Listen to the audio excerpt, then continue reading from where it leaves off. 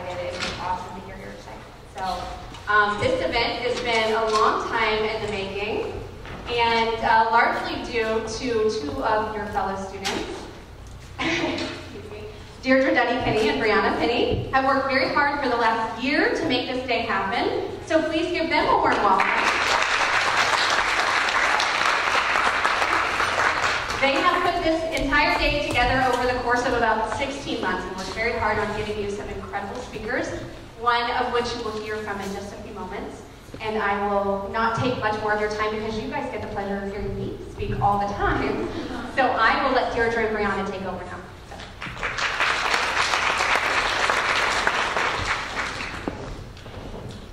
Good morning. Thank you, President Hefty, for those kind words and for your guidance throughout this process. We wouldn't have been able to make this happen without it. As President Hefty said, that this event has been a year in the making, and we're also excited that this day is here. It's incredible to see what was once a crazy idea of Deirdre's come to life. We hope that you enjoy all the incredible opportunities for this day. We encourage you to take advantage of as much as you can. And so we encourage you to do so throughout the day. Thank you so much. Hello everyone. So to start our day off today, we are honored to have with us our keynote speaker, Mitchell Etess, Chief Executive Officer of Mohegan Sun Tribal Gaming Authority. Mitchell Etess is a graduate of Columbia University and has extensive experience and knowledge in the gaming industry as he has worked in several high-level marketing positions at various resorts and casinos before joining Mohegan Sun in 1996 as Senior Vice President of Marketing.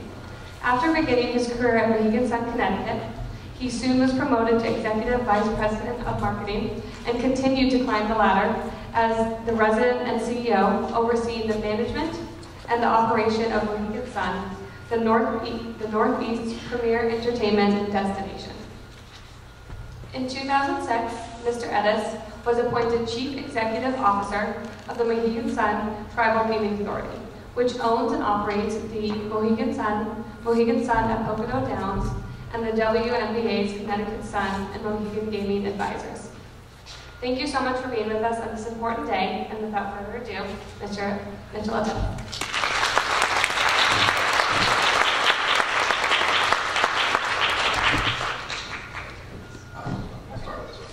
How's everybody doing? All right. How many people have been to Mohegan Sun?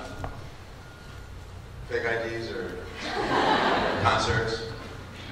Anyway, welcome everybody, and thanks for having me be here today. It's a pleasure. It's amazing that this is put on. I had no idea that this was being put on by students. In fact, my office has been working through this whole process and everything, and I had no idea. My first clue was that I had a cell phone with one of them, and it wasn't a 617 or 518. I said, that's kind of weird, but everybody has their own cell phones. But here they're both students. They looked young, but when I got here, but it's just amazing. There's a lot to the program that's developed here.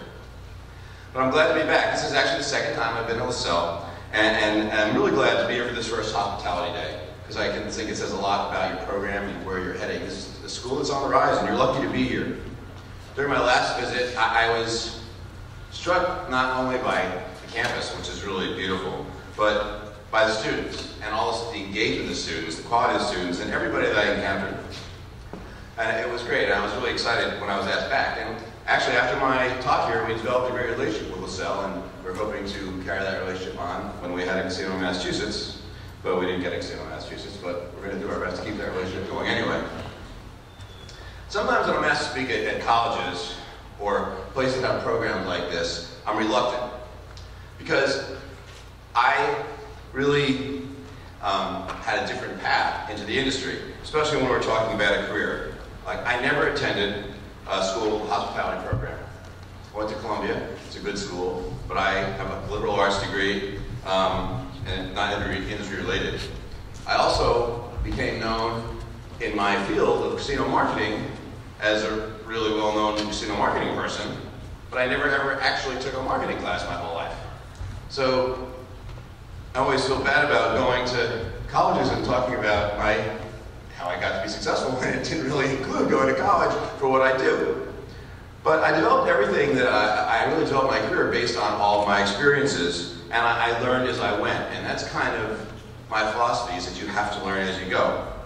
I've gone through things unconventionally, as I said, but I'm hopefully that I can tell you a few things today that, you know, will be interesting and maybe will be helpful as you're all trying to develop your careers in this. As you heard, I grew up in the hotel business. My family owned a Grossinger's Hotel in Catskill Mountains. Is anybody here from New York? So you may be familiar with Catskill Mountains. I grew up in Liberty, New York. I actually grew up at the hotel. And it was my family's hotel. And if they had, I don't know if you have a class here on the history of great American hotels, or even world hotels, but if you did, there'd be a few chapters on Grossinger's. In fact, it was it was the most famous hotel really in the Borscht Belt, which is a Jewish resort area about 100 miles north of New York City. And Grossinger's really became world-renowned. Stars of stage and screen at the time, athletes, politicians, they loved this place, and they really visited routinely. They would go out of the city and up there and they vacation. And nowadays, if you're reading People magazine and you see, you know, whoever pictured in St. Bart's or in Cancun or wherever, you know, Bahamas, wherever they're going on their vacations, they actually would go to Grossinger's. You know, Jackie Robinson is an example of that. Very famous American. He spent so much time at Grossinger's that when his wife Rachel wrote a book about their lives and what it was like to be the first black athlete, you know, playing in the major leagues, they spent basically a whole chapter on their time at Grossinger's. That's how important it was, and that's what Grossinger's was. But probably more important, and more meaningful to anybody in this room, is the fact that Grossinger's is actually the hotel on which Dirty Dancing is based. True story. The person who wrote the movie and produced the movie worked at Grossinger's. In fact, the woman, the consultant, if you look at the end, the consultant who was the dance instructor who consulted on the dancing was our dance instructor at Grossinger's. And the guy who wrote some of the music, if you look at especially the mambo when they perform at the Sheldrake, right? That guy was the Latin band at Grossinger's. So my family is Grossinger's. If you look at, I have some Grossinger's t-shirts, but if you look at a Grossinger's t-shirt or the Grossinger's logo of the day, and then you look at the Kellerman's logo, you can see they made us look exactly the same. But anyway, it was true, and it's funny how that book has that movie has really brought the Catskills to life for a lot of people. Grossinger's was an amazing place. It had 800 acres, 650 rooms. Another 300 rooms just for staff. It was way up in the country. We had to import a lot of staff, and we had to house and feed them. We had 27 holes of golf, ski slope, indoor and outdoor pools, indoor and outdoor tennis, a huge lake, an Olympic-sized skating rink. It was a kosher hotel, as many resorts were up there, and as a result, we had 2 complete kitchens that could, one meat, one dairy, as kosher is, that could both serve 1,500 people. We could serve 1,500 people at a time, and this wasn't banquet 1,500 food. This was really basically amazing food that actually made the hotel famous. So there's no doubt that really growing up at Grossinger's and working through the hotel had a huge impact on my career and how I developed, and really are probably the biggest factors of how I've been able to succeed as executive. The foundation I got there, not only in the business practices per se, but in really what hospitality means, really has been valuable. It has been invaluable to me over the years. And the basic tenets of our industry that I learned growing up there and working there my whole life are priceless. Like, now, and this is probably hard to imagine because everybody's carrying a little computer, even me, in their pocket, right? Because everybody has a computer today, right? Their phone. We didn't even have a reservation computer at Grossinger's because there wasn't a lot of computers back then, but we had 600 rooms and 365 days. We had a room that had every single room in the hotel and every single day of the year. And when you called, they made a reservation. They went in, they made up a little yellow card. Well, yellow if you were a couple, blue if you were a guy, pink if you were a girl. And they put the rooms, they put them in the slots on the room. Then 2 weeks before, they bring them down to the front desk, and a week before they move them over. And so basically, I learned how a hotel reservation works. It's not like just entering in the computer and an availability pops up. And you learn how the ins and outs and the ebbs and flows of things work. It was really an amazing experience for me. And really the story of the hotel itself is interesting. So if you don't mind, I'm going to tell you the story because it's a little bit of the American dream. It doesn't exactly happen so much today. So we're going to turn back the clock. It's a turn of the century, 1900s. My great-grandparents immigrate, as many people do, along with their two daughters, Jenny and Lottie, to the United States from Austria. They settled in the Lower East Side of New York. It was a very Jewish area there. Now, everybody was immigrating, and it was very difficult to make ends meet. So to help things get through, my grandmother Malka was a great cook, opened a dairy restaurant, a little restaurant to try to, make ends meet. And it really developed a great reputation, especially around the Jewish community in the Lower East Side. Now, I'm going to digress a little bit because, as I said earlier, I think the key to success and the key to developing yourself as an executive and in this field is that you've got to learn from everything that encounters you. Things happen along the way, you don't even realize you're learning from them, and you do. And each experience builds upon your experiences, it builds upon your career, it helps in your decision making, it helps in how you handle things, right? Now, my great-grandmother, being a great cook, ended up being very important for Grocingers because ultimately they had to leave the city because my great-grandfather could no longer work in a factory. Had to get up to the country. So they had two options. They had to leave the country. They could either have gone to Connecticut and grown tobacco up by the airport, Springfield, or they could have gone to the Catskills. And for whatever reason, they picked going to the Catskills. And they bought a farmhouse, and they were going to farm the land. Unfortunately, as it turned out, the land wasn't fertile, and they couldn't grow anything on the land. So, in order to make ends meet, they took in boarders. First year, they did great. They made $81 profit, which I often tell people was a whole lot more than we made actually the last year the hotel was open, because things got tough in the Catskills over time. But it was based on her reputation as a great cook, and things developed. And the next summer, they actually had to get tents in order to take the demand for her cooking to come to the hotel and to eat out there, to come to some boarding house and grow. So ultimately, they borrowed money. They bought a bigger place in the area where the hotel grew into, and ultimately, it became a world-renowned facility. Now, there's a lot that I have learned at Grocingers, and I'll tell you about. One is simple, have good food, right? It's always good, especially in the restaurant business. But it's more than that. It's about reputation, because everything you're doing and anything you do builds that reputation. And whether you're an individual or it's a company, it helps you grow. Just as my great-grandmother's cooking really laid the foundation for Grocingers becoming a world-famous resort because it made them popular, everything that you do leads to your reputation and helps make you successful. But really, it was my grandmother, Jenny, and her husband, Harry, who grew up at Grocingers, and they grew Grocingers into what it became. It was done by treating both our guests and our staff in a very special way. And it's something that I've taken with me, and it's helped me forever. Now today, I always say, it's funny, today you can hire consultants and pay them hundreds of thousands of dollars, and they can tell you things that my grandmother, who didn't ever get past the 6th grade, did back in the early 1900s. Today it's called the service profit chain. You talk about that here? Service profit chain, basically, take care of the employees and get right. Long before Gary Loveman thought of that, my grandmother was doing it. And she treated her employees really well. She knew them. We knew them as a family. It's a small town I grew up in, and a lot of us, I went to the school there, and a lot of the families grew up there, and we knew them. They knew who their kids were. She asked about their kids. She showed respect for them. We talked to the staff to find out what was going on, what their concern was. Today, you can pay $80,000 and you'll get an employee attitude survey. Or you can just go talk to your employees in the cafeteria and someone will tell you the truth. But anyway, we did that back at Grocingers without consultants. As I mentioned earlier, I think you're shaped by your work experiences. Now, I was asked to make a talk about just the history of Grocingers, and I promise I'll talk about more than just Grocingers in a little while. And I did some research on the actual history of the hotel. And I found a story that really impacted why my grandmother ended up finding it was so important to treat her employees so well. Well, before they left the Lower East Side, they, again, were struggling to make money. So, as I said before, she dropped out of school in 6th grade. She pretended she was older, and she got a job at the age of 13 in a clothing factory. Now, one day she went to work, and in the middle of working, it's your typical, you've seen probably movies with a typical sweatshop, bunch of, sewing machines, and she was called out and basically ridiculed in front of the entire group of employees. And she was totally humiliated. She held back her tears, and she went home, and she swore to herself that day that if she was ever in that position, she would never, ever talk to her employees or treat her employees like that.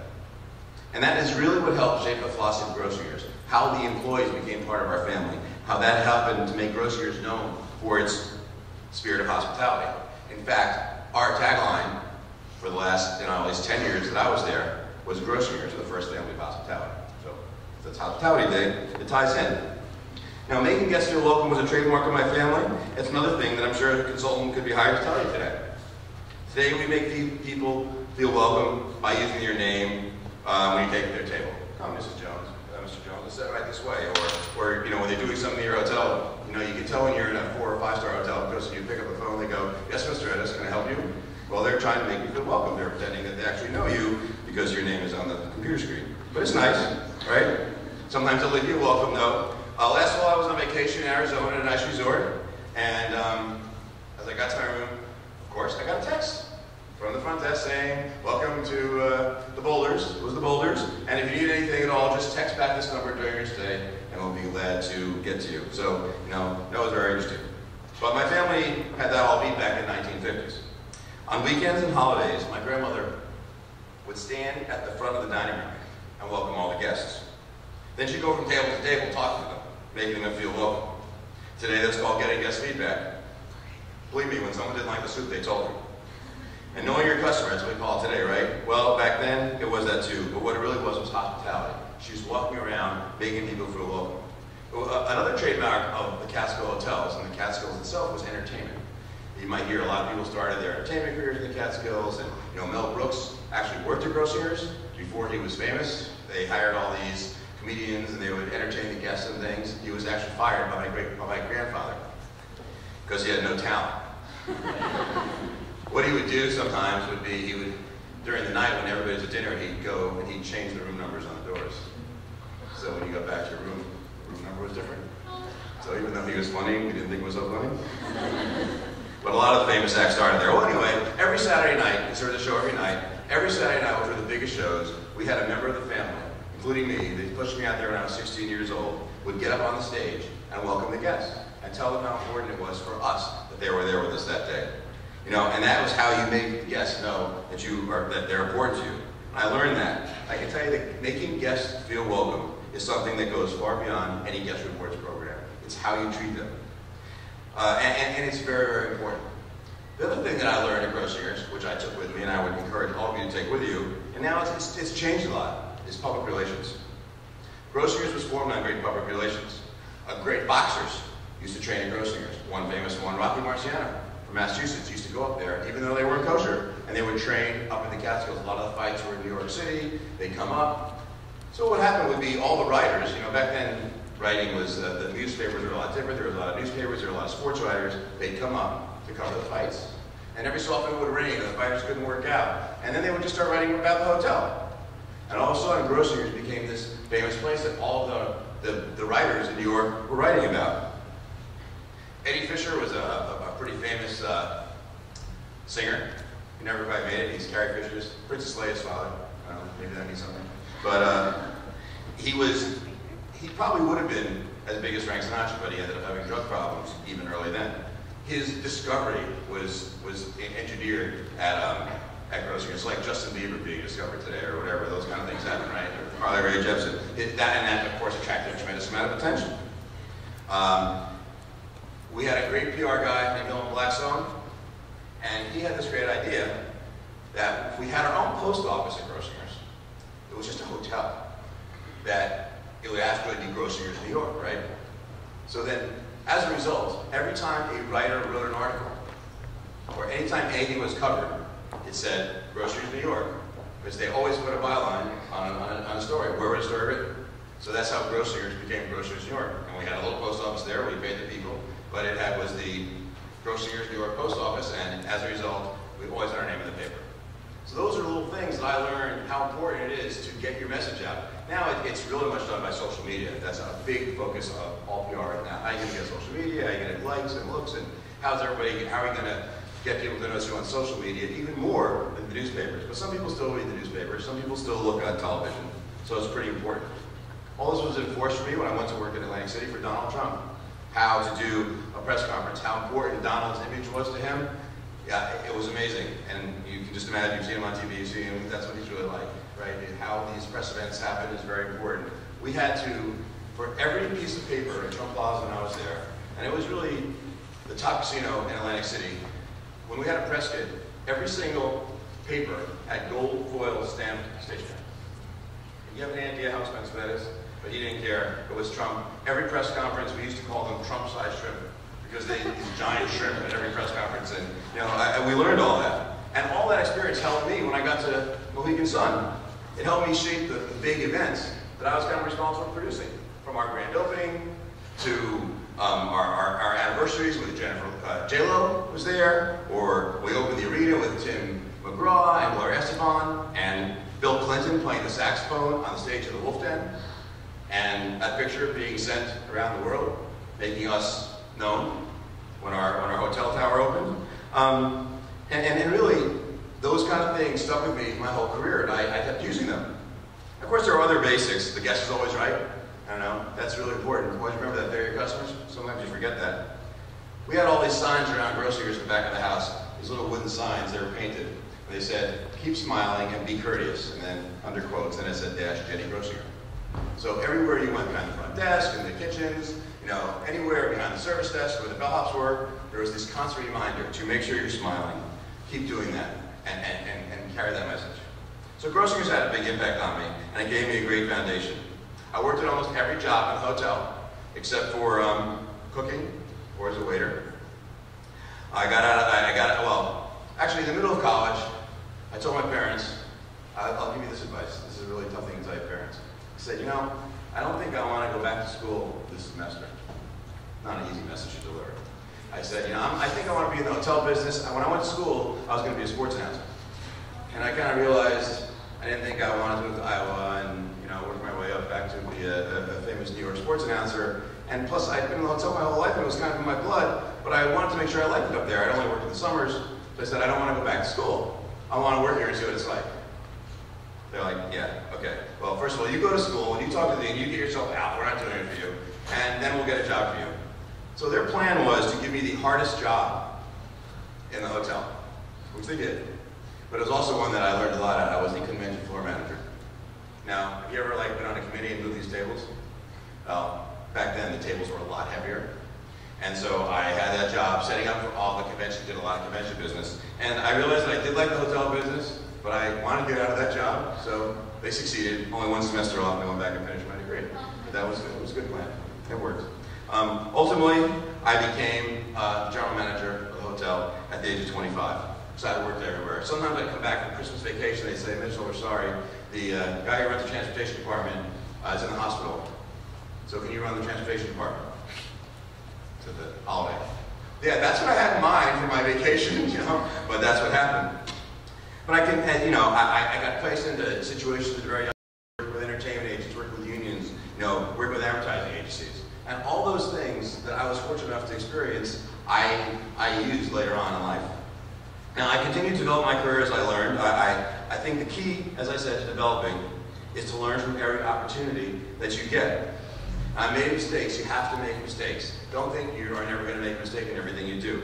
My grandfather had a saying, if somebody's not making mistakes, they're not doing anything. And I prided myself on being willing to take chances and do things, but I also prided myself and encouraged people who work for me to not make the same mistake twice. There's no one who really ever has worked for me in my entire career who has ever got in trouble for making a mistake, even if it was really stupid. Only if they did it again, that's the problem, because you don't learn by not making mistakes. And I think you need to understand that you develop your skills as you go. And I hate to do it, I know this is a primarily female audience, but I'm going to use a sports analogy, because I didn't know what the audience would be. But like an NFL quarterback, it's very rare, except for maybe Tom Brady, who is God. But outside of God playing quarterback, it takes a long time for quarterbacks to learn what they're doing. They don't come in and not make mistakes. They learn what to do wrong. They learn what not to do by these things they encounter. And the same thing happens in business. You're not going to make you need to adopt the situations that you're going to encounter as you're working. And that's what it does. You file these things tab away in your memory bank. And it helps you use them in the next juncture. You don't even realize it sometimes. Look, I'll tell you the truth. There's a good example, and I don't know why I wrote this one down when I was working on this, but there's few things that are harder than actually firing somebody, letting somebody go. And ultimately, you learn how to deliver that message, as hard as it is, because you sometimes make mistakes, you say the wrong thing, people start crying, it becomes very difficult for you. And you learn ultimately, it's never easy to do, but I kind of, I got fired once, right? So that was one of the things that I learned from. And I learned about it, and I remembered what it was like. And so I always made it my mission to make sure that by the time someone was going to lose their job, they probably should be expecting it. And my job wasn't just to kick them out of their job, my job was to make them succeed, because I didn't want them to have to go home and tell their wife, like I told my wife. I didn't want them to have to worry about their 2 kids, so I had to worry about my 2 kids. And I ended up being okay, I made it, and I learned a lot from that experience. And I put it in my memory bank, and I used it to my advantage. And I learned that you have to stand up for yourself sometimes, and what you do. I thought about why I lost my job there, and I realized I could have controlled that, because I wasn't willing to make decisions that I should have made. And a specific example is, I had done a really good job, actually. I was running this hotel in North Carolina, I had doubled the occupancy, I had doubled the revenue, I had done everything, but it still wasn't reaching the expectations they promised the investors. And earlier, in my experience there, the guy who represented the owners came to me, and I had made out the rates that I thought we could sell the hotel rooms for. So I was there, I knew them. And he looked at the rates and said, that's interesting, and he crossed them all out. And he doubled them. Well, as a result of that, we really didn't actually sell a lot of rooms. And I knew that was going to be the case. And I wasn't mature enough to say to him, Bill, we really can't do that. I know you think this place should get that room rate, but we're not going to sell the rooms. I said, okay. And then a few months later, we were doing the business, and I was the scapegoat. So I learned from that experience as well, and I built on it. So when I'm asked how I achieved my success, I say it came from paying attention to everything I went through, by learning from everything that I could, from what happened, good and bad, by making sure that I take advantage of any opportunities that came my way, and that's what I encourage you to do. There's no question, I had to be lucky to land a Mohegan Sun when I did, right? But on the other hand, I had to capitalize on an opportunity. I had to draw on all of my experiences to be successful. When I went to Mohegan Sun, we were opening this casino without a hotel, without entertainment, without anything. Remember at the beginning, it was only the casino of the earth that had been there. And our competition was the biggest, most successful, most profitable casino in the world. And I remember my boss at the time, someone said to him, well, Mitchell must be really happy about me coming here to do the marketing, right? And he said, well, no, actually. Mitchell is in a lose-lose situation here. Because if he does well, everybody's going to say, oh, of course Mohegan Sun was going to do well. It was just down the road from Fox, one time did not do well, right? And if I didn't do well, how could you not do well here? So he was right, but it was fun anyway. And I basically, I drew upon all my experiences to kind of help establish Mohegan Sun. From when I opened, a casino in Nevada when I worked there, from what I did with Donald Trump, when I did that, and how I orchestrated PR and marketing and things like to establish Mohegan Sun as the brand that it is today. And it was from all those experiences. I didn't take a course in PR. I went through things. I remember when I was in Trump Plaza there, before I was I started as a PR manager. And we did a lot of events we did boxing, and we had ventured into doing this indoor soccer match with international casino customers. So we did an indoor soccer match between Brazil and Argentina. Now we were told this was a big thing, and so I rented this ballroom. Well, it was, my boss approved it, in the Plaza Hotel, which, think Home Alone too, right? That's the Plaza, right? Plaza Hotel. Now it's not really a hotel so much anymore. And it was a 10,000 square foot ballroom. Beautiful, with a terrace room. If you ever remember what that's like, it was gorgeous. And 4 people came. So now I have this, I always empathize with the PR people of Mohegan Sun because there's this period like right before the press event, and they don't really come real early where you're sitting there waiting for anybody to come. Now, what happened to me, I was lucky that day because Donald showed up, and there was one Hispanic TV station there. And they put the TV camera in front of him and talked to him for 25 minutes. He thought it was the best press conference ever, in spite of the fact that they had this huge 10,000 square foot ballroom and nobody was there. But I learned along the way that you got to be careful about those kind of things, and that was a good example. So, I learned from my experiences that I gained growing up in the business, from how to interact with guests and with team members. So I wish I could tell you that my path included going to a great school like Lasell and having a great background educationally like Lasell, but it didn't. But I still drew on my experience, and I would encourage you to do the same thing. So this is Hospitality Day, and I knew a little bit about what it was, and I thought I could maybe talk a little bit about hospitality, right? So, and what you can do to be really good at hospitality. So I went on the online dictionary, figured that would be a good place to start talking about hospitality. And it said, hospitality is the friendly reception and treatment of guests and strangers, and the quality or disposition of receiving and treating guests and strangers in a warm, friendly, generous way. It sounds really easy, doesn't it? Treat people really well, treat them the way you want to be treated. But how many times have you walked into a restaurant and the host or hostess didn't even act like you were there? How many times has a waiter made you be nervous to ask for more water? Right? I hate that's my worst thing because I drink a lot of water. How many times have you gone up to a counter and the person is on the phone, not talking about business, and then you're waiting there and you're waiting there and you're waiting there, right? And how many times have you walked up to a hotel counter and the desk doesn't even look at you? Yes, they don't say welcome or thank you. All those things seem so easy, but somehow they don't happen. And on the other hand, how much better do you feel when you go and you have that friendly waitress when someone says, hey, how are you? It'll just be 5 minutes, 5 seconds, I'll be right with you. All those kind of things. Now, I'll tell you one more grocery story, and it's, you have to pretend that it doesn't matter what the person's name is, but just pretend it's a famous person, okay? So there was a famous singer at the time named Eddie Cantor. He's a famous singer. He had, back when he had all these radio shows and TV shows out of New York, he was really well known. And he was actually part of what made grocers. He helped a lot of the PR grocers. He was the person who discovered Eddie Fisher. I talked about that. But anyway, before he knew my family, he was really tired of doing his show. So a friend of his said, hey, let's go up to this place in the Catskills I know. And they made a reservation under his friend's name. They got in really late, and they get in there late at night, and so he comes in unannounced. No one really knows who he is. He's all dark, and he's all dirty, and everything was stripped. Checks in, gets up the next morning, still dirty, unshaven, and goes for a walk around the property. He's sweaty, he's dirty, and who's he come across but my great-grandmother? Now she sees him. She thinks he's a bum, and he needs a good meal. So pretend it's, a famous person of today, undercover, and she invites him in to the hotel as a matron to order breakfast from. A few minutes later, the matron comes back to him and says, a lot of the guests think you look like Eddie Cantor. He goes, well, I'm a little better looking, more better looking than Eddie Cantor. No one said. And by lunch, when he came back, people realized who he was. The place was chanting his name, and it was really exciting. The point is, the first definition was guests and strangers. So my great-grandmother was being kind because she thought he was a bum and needed a good meal. But nonetheless, she had that spirit of seeing someone and welcoming them in. And that's really, at the end of the day, what's important. That's hospitality. Now, I ended up gravitating to the casino business. When I went to Trump Plaza, I actually started on the hotel side when I went to Atlantic City.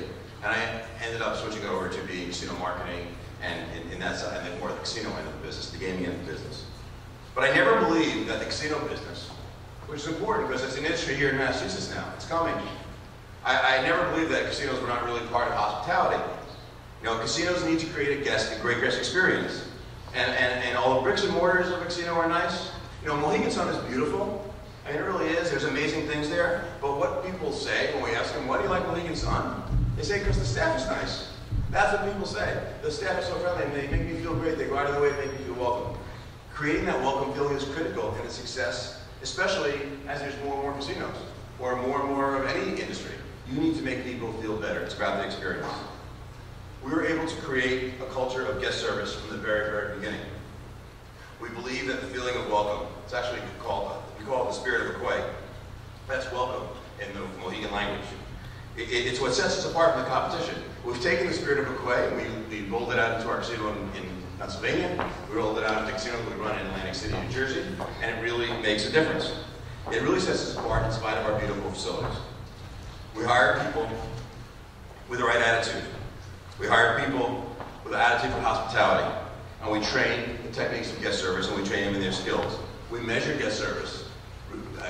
Our compensation, our incentive compensation is based on guest service. It's really very important to us, because that's really what this business is about. People have a choice as to where they're spending their money. Their dollars are precious, and there are more and more gaming options when you're talking about casinos now. And it's, you know, how you're taken care of and the experience is really a bigger part of people's decision-making process. At Mohegan Sun, we create experiences. You can gamble anywhere. One of my old bosses told me when I was back in Atlantic City, he said, you know, we have to make people feel good here. It's not like they come and, you know, when they leave, we load them up with lawnmowers or washing machines and they take something with them. They don't take anything with them. Sometimes they take money with them, which is good. But what they do take is the experience they had and the way they were treated by everybody. And that is really why, at the end of the day, your success is in the hands of the people that are dealing with the customers. So the only way to really make sure that that happens is to make sure that you're taking care of the guests. And the best way to take care of the guests is to take care of the employees. To treat your employees in a special way. Part of what helped us in Mohegan Sun was kind of our unique ownership structure. We're owned by an Indian tribe. My board of directors, we're over $1 billion company now. My board of directors isn't the board of directors of a normal company of that size. Normally it's made up of retired executives or bankers or something. Our board of directors is made up of people elected by the Mohegan tribe. I mean, most of them don't have to have college degrees. Now, more as younger people coming on do. But they're people that went back to their experiences, like my grandmother in the sweatshop or me getting fired. And they remembered what it was like to be treated as an employee. And they helped us develop this amazing culture. We took the book Built to Last. We combined it with this culture that was developed by this unique group of board of directors. And we came up with an amazing hospitality experience.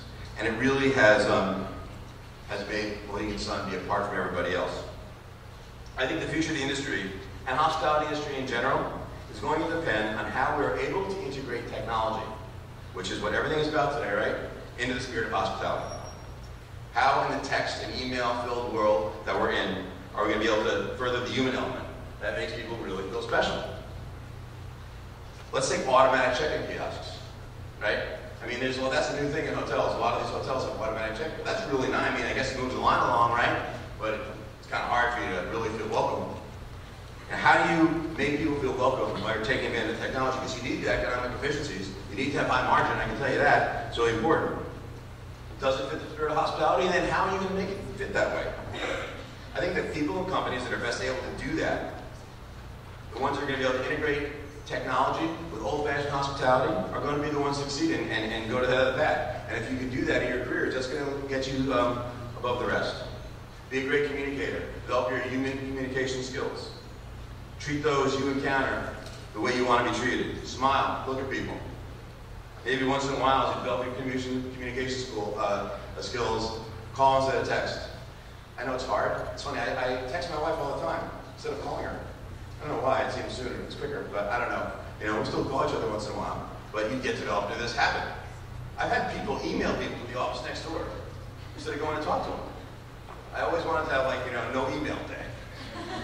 But, you know, I would probably get arrested.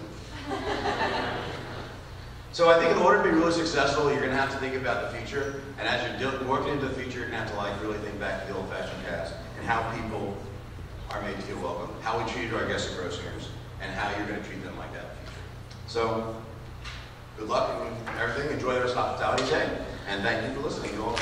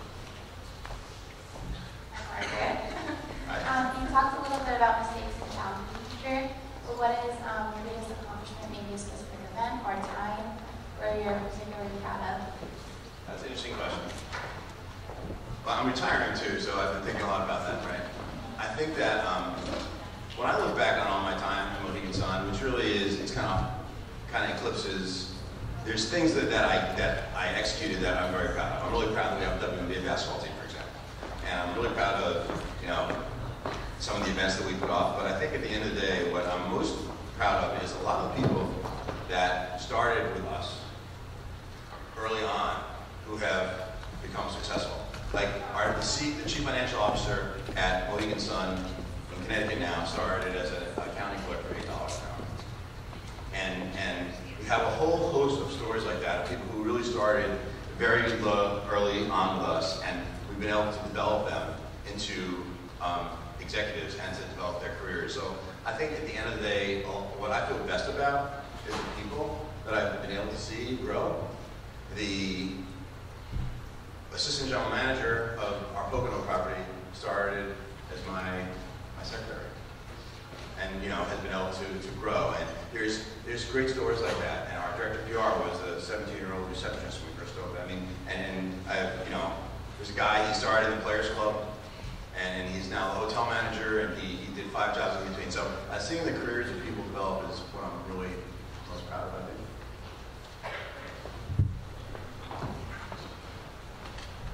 Hi, Joey. So I have a question. How do you plan to compete with the casinos around in Massachusetts? Another good question. Well, there's 2 things. We've known that they were coming. We tried to get one. And what we've been doing is developing, it's 2-pronged. One is that we're going to lose business because a lot of people go to a closer casino, right? So the key is to lose less business. And we're working on doing that by adding more amenities and adding more attractions so that you create more reasons for people to want to come and more times for people to come. Also, what happens is when we call them convenience casinos. When a casino opens close to a population, new gamers are created. There's people that might have been open, non-rejecters, as we would say in research, of casinos, but they really wouldn't go out of their way. I mean, you wouldn't go 6 hours to go to a casino, but when one opens 20 minutes from you, and it's winter and there's nothing else to do, you'll try the casino, right? So what happens is, in addition to the people that are already gamers, new gamers are created. People don't realize they like the casino because they didn't really, well, no, I don't mind this, I'll go this. So we want to make sure that we capture at least a percentage of those new customers to come to the big destination Mohegan Sun. So we've worked on adding our amenities. We bought an indoor lacrosse team. So we've had this indoor lacrosse team playing this winter. We're adding, any Cake Boss fans? Carlo's Bakery? We're adding a Carlo's Bakery opening in April. We're always looking for new attractions. We're announcing tomorrow Thursday? We're announcing a new 400-room hotel. So we've been working on developing ourselves as a destination. The idea being to lose as little business at Mohegan Sun as you reasonably can, right? And then on a secondary path, what we've been doing is we've been reaching out of Connecticut. So we bought the casino in Pennsylvania. That makes $60 million a year. We own 10% in Managed Resorts Casino in Atlantic City. Now we have that, and now they have online gambling there as well. We have a contract with an Indian tribe in the state of Washington to open a casino for them, to manage a casino for them, 18 miles outside of Portland, Oregon, right on the interstate. It's going to be extremely successful. And we're basically out all over the country trying to, find ways to add additional revenues and profits not in Connecticut. So that's what we're doing. We tried to get a casino in Massachusetts, we tried to get a casino in New York. We're done trying to get casinos like that. We're just going to buy something. One more question.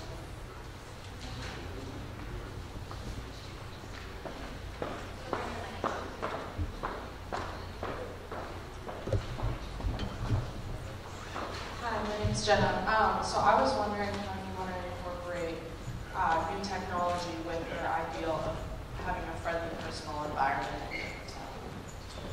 Well, that's why I'm retiring, because I couldn't do it. It's just really important. Sometimes you can use technology to help. So I'll give you an example.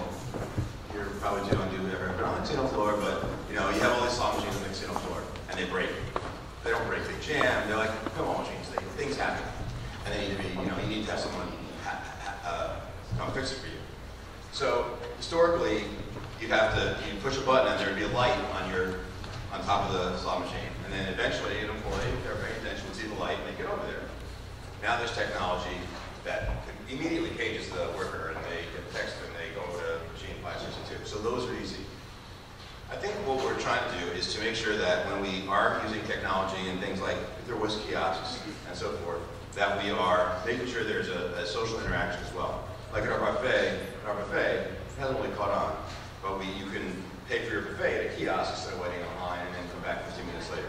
Well, there's still a greeter to greet you when you actually get your ticket, so you don't get the interaction with the cashier, but you at least get to interact with somebody.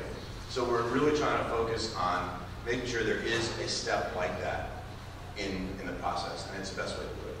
But it's hard because, you know, what happens is I didn't realize this in my family's business, but then you get up and you have this whole battle with the CFO and marketing and operations, and the CFO really only cares about his margin and his returns, and the marketing and hotel people care about what the place is like, right? And so finding the right balance between those two things is important. So, a CFO would rather have all kiosks, but you got to fight that battle and find ways in every process to create that hospitality. And then make sure that as you grow the technology portions, that the people that are still there, that when there are human interactions, they're even more better. So, anyway. We'll actually take one more question. Okay.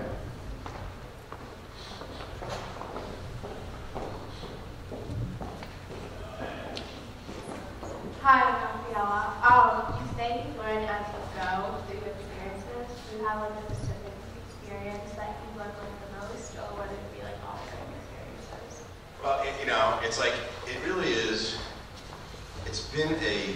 there isn't one thing, but it's like, I'm not one of these people I believe in fate, but like, I kind of, and I used to think it was fate that was driving it, but then I kind of realized it really wasn't.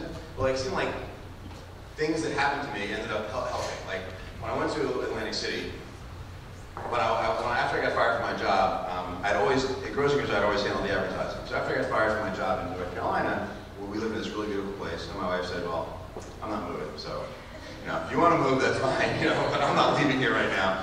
So I, needed to get out of the hotel business momentarily. So I, coincidentally, this woman who had a small advertising agency in town, her partner, and some guy who, knew us, said, you should go see Kim Gordon because she's having advertising, and her partner just left, and you could do that. So I went to work with her in this advertising agency. So I did that for like a year and a half, and there was like only 4 of us, and I, worked with this advertising agency.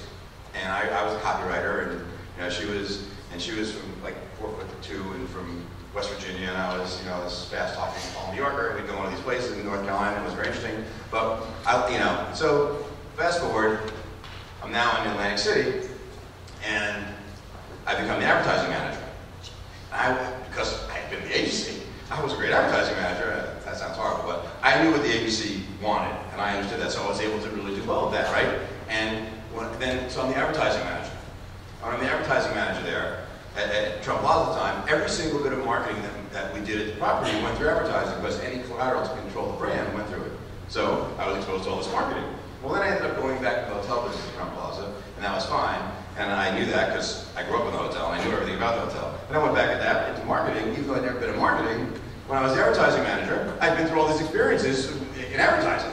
So I didn't realize this was happening. So it's like, and that kept happening. I never opened a hotel. So when I ultimately left Trump Plaza, I was senior vice president of marketing. I left, and I went to this place in Mesquite, Nevada, which is an hour outside of Las Vegas, and the hotel wasn't open yet. The casino wasn't open yet, so I actually went through a live opening. So then when I came to Mohegan Sun, magically, I now had experience doing an opening. So, it really isn't just one thing, but everything along the way I was soaking up so that when it happened, I was able to capitalize on it.